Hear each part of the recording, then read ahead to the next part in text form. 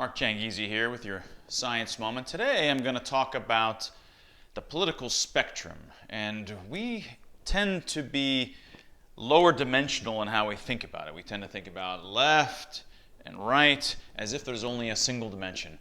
There's multiple dimensions. There's probably dozens of interesting dimensions, but at least by expanding our mind into two dimensions, we can realize that there's a lot more stuff going on, and it becomes much harder to characterize your opponents as those folks over there, when in fact it's there's all folks in all of these different kinds of directions. And this is also going to be helpful in us understanding a kind of reorientation that's been happening since the COVID pandemic and the hysteria that's been occurring. The arguments that are historically left and right, and will make sense, I'll talk about the extent to which that is somewhat sensible in this larger space. There is some truth to that. But the arguments since then have really become quite different. They've become authoritarian versus freedom, not at all the traditional sorts of arguments. Folks from the left and the right are on the same sides in many cases, arguing for freedom, and folks who didn't have anything in common before are now arguing for authoritarianism. To help understand this, let's just look at something called the Nolan diagram, which I'll quickly show you here. Let's reorient this here.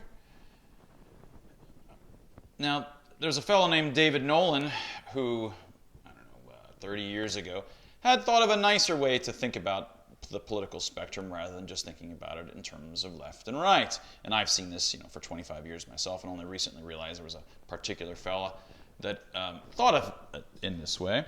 Now, rather than just thinking of left and right, you can instead think about two different dimensions that really do matter in how we describe other people's political positions. And one thing that matters is, well, let me see if I can draw it like this first. One thing that's really important is personal liberties. So these are personal freedoms, personal.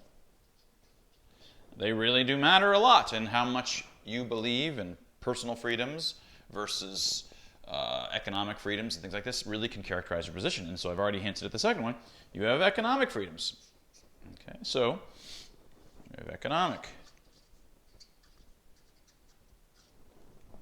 Now, the nice thing about characterizing a space in this way is that if you orient it like this, instead, you just make your space like this, well, then you end up with the stereotypes of left and right being on the left and right. So, for example, the stereotypical far left person, well, yeah, definitely high on personal freedom, but very low on economic freedom. So the stereotypical person on the left would be over here. It doesn't necessarily model any actual person on the left, but it's kind of the stereotype that you might have. And a person on the right, the stereotype would be that they are low on personal freedom. They're maybe against homosexuality, homosexual marriage, or whatever it might be the stereotypes of people on the right, but they might be for economic freedoms, for businesses to have whatever minimum wage they may like, and so forth. And so in that case, they're up here. So a stereotypical kind of cartoon version of someone on the right would be up there. So this is just useful, not because it's true or not. This isn't an issue of is this the right or wrong way. It's just a way of visualizing things that help you get a richer notion of the space. Now, the actual people that actually exist, let's say, in the United States, probably the actual arguments are probably something like within this range here. We've got this left-right spectrum, and of course there's some people are outside of this, but probably there's some broad thing like this. So you might, just to be clear, communism would be over on the left. You say communism, but of course in reality, this is communism ideally, like the way that it's spoken about, but in reality, communism always ends up down here with everybody's rights violated both personally and economically. So the nice thing about this is that there's a number of nice things about thinking this way. It isn't just left or right. So, for example, a libertarian or classical liberals are up here. They're believing that you should have high economic freedom and high personal freedom, or libertarian up here. This is where I tend to always be. And then authoritarian is down here. Now, already you can see you have big problems. So, for example, from a left person's point of view, you could say that everybody over here is to the right. And it's true. To the right in this space, a classical liberal might be to the right of someone on the left, and a classical liberal is going to be to the left of someone on the right. But so is an authoritarian. And yet an authoritarian and a classical liberal or libertarian have nothing in common. So speaking in terms of left or right doesn't really help, because you're missing an entire other dimension that really matters, given that authoritarians and classical liberals have nothing in common. So another nice thing about this is more topical today, and that's that once COVID has hit, and we have this, what I've been telling you, and many people around the world are realizing, is a mass hysteria and due to fear, and in particular the fear of a pandemic.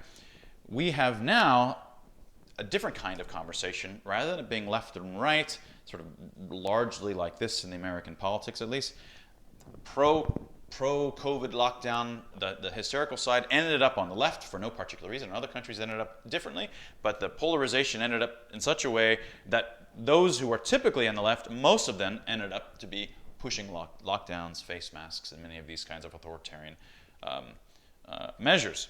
Now, not entirely. There are a lot of folks that were on the left that are now up here in terms of the issues surrounding COVID. And there are a lot of folks on the right who are very authoritarian after COVID has hit. What's happened since COVID is that, in fact, the main conversations, which are very COVID-centric, aren't left and right at all in this space. They're along this axis. So those that are pro-lockdown, you don't have economic liberties, are low. You don't have the right to open your business or run it the way you wish. You have to have social distancing. You have to require masks. You may not be able to have your business open at all. You may not be able to have your employees come to work, but they have to work at home. You have the right as the state to tell people what to do with their economically, and you have the right to tell people how to dress, how to behave, when they can leave their homes, who they can hang out with, who they can be around. So you have low personal freedom and low economic freedom because pandemic is, of course, the underlying argument, which is that's the, let's just call them the lockdown side down here. And then you've got those who are realizing that, yes, there's a virus, it's just being astronomically exaggerated, and even so, you have the state has no right, by virtue of this, to clamp down on economic and personal liberties. And so you've got, let's say, the pushbacks, let's call ourselves the skeptics, if you will, up here. Now, as it turns out, we have folks like Naomi Wolf, folks that are traditionally leftists on my side here. So we've got folks that move from here up here, and we've got folks on the right, other folks on the right, even someone like Ann Coulter, very polarizing figure, now shares the same position up here, because both of them, rather than just going on the basis of the polarized viewpoint of those that are around them, think about this independently and realize, no, right now what's going on is authoritarianism versus freedom, and whether you're on the left or right, you should be able to think about this independently of where your colleagues ended up falling, and realize that, yeah, I don't care whether I'm aligned with Ann Coulter. She happens to be right in this case, and the same for the other side could say about Naomi. She happens to be right, and I'm going to be up here. So the conversation throughout much of the world now is no longer left-right at all. Conversation is up-down. And that was your Science Moment.